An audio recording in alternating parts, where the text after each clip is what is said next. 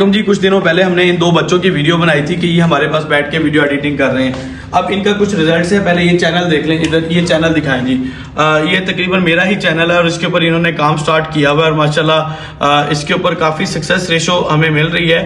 थोड़ा थोड़ा करके आता है, आप व्यूज़ देख सकते हैं। 9,83,000, 50,000, 34,000, 29,000, 23,000 कैश का चैनल है। अब इन बच्चों ने काम किया था, आज मैंने इनके लिए पार्टी रखी है।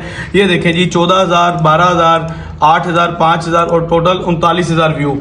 इस बच्चे के व्यू देखें, तकरीबन 3,09,574 व्यू आ चुके हैं। ये यूट्यूब के व्यूज हैं, ये टिकटॉक के हैं, इंस्टाग्राम के हैं और ये कौन सा होगा, कोई भी प्लेटफॉर्म होगा। इधर देखें। अब इन बच्चों की तरफ देखें। चलो बच्चों खड़े होकर बताएं, अपना नाम बताओ, क्या नाम है?